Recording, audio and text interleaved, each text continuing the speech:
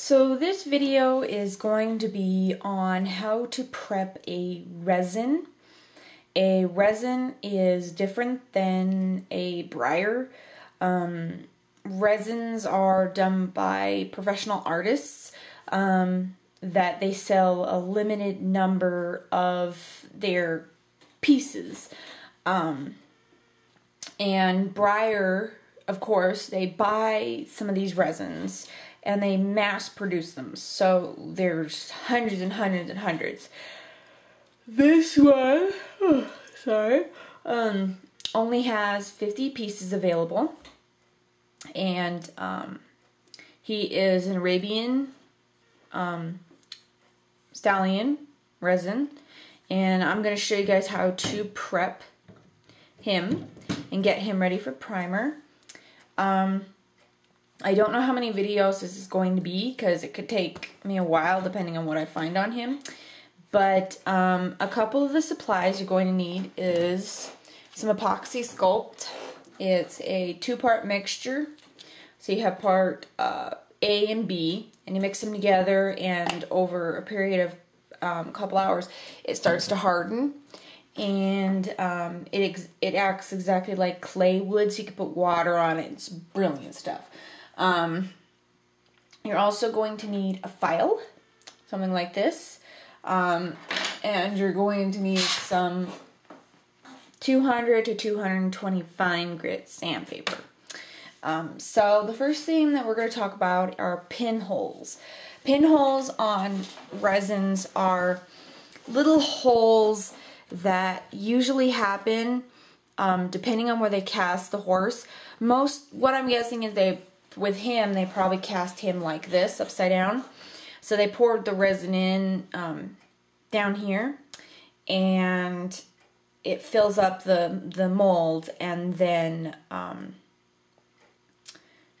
you know, that's how it works. But pinholes are little tiny holes that happen when the air comes back up and it pops, and then there's not enough air or plaster to fill it back in.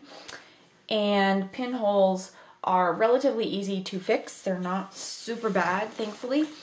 But with him, the only pinhole that I saw was right here, and the lady who had him filled that, so I don't have to worry about that one. But he doesn't have any pinholes on his belly. Usually there's pinholes all along here, inside the legs, usually up here, sometimes on their chest, under the chin. But luckily he doesn't have too many pinholes, so that's nice. So the next thing you're going to have to determine is where are his reinforcement rods sticking out. A lot of the artists have rods in the mold to help stabilize it so that it's less likely to snap. So you can see here there's some little silver things popping out here. This is a rod. It goes all the way through the tail here, down here, and then it cuts down here, and it goes this way, it goes this way, it goes this way. And it reinforces the tail, and there's also one in here. And then they're in the legs. You can see a little bit right there. And see a little bit right there. So you have to make sure that you look out for those, because you're going to have to use some epoxy sculpt if they're like this one. They're sticking out really bad like this. So yeah.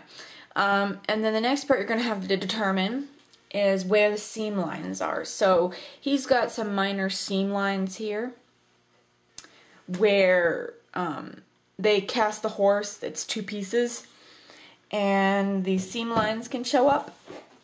Generally they're not too bad. Like I could see they went like this, they cast over his mane, crossed here, down this way, and then they made his face kind of like a whole piece, and then they casted here. They went kind of like down this way, and then they went over here, and then they went back over here, and then down here. But generally all I have to do is just sand them down like you would a briar. So the first thing I'm going to do is I'm going to have to fix his tail. Because his tail is a big problem. So what I'm going to do is I'm going to take some epoxy sculpt. You don't need very much, just a little bit.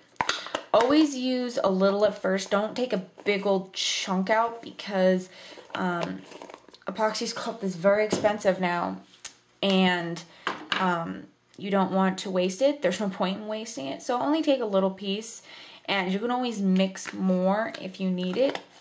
Because I got into a bad habit of that where I would mix a whole bunch thinking that I would need it, and I ended up not needing it, and then I would have this huge piece of epoxy sculpt that I didn't need, and it would be wasted. And that's, I mean, the way of how much everything is today, it's just not worth it. So yeah, but anyways, I'm mixing my little piece of epoxy sculpt here. I'm going to mix it up real good. And then what I'm going to do is I'm going to take little pieces, and I'm going to come down here where his tail is, and I'm going to have to cover up this little piece of wire down here.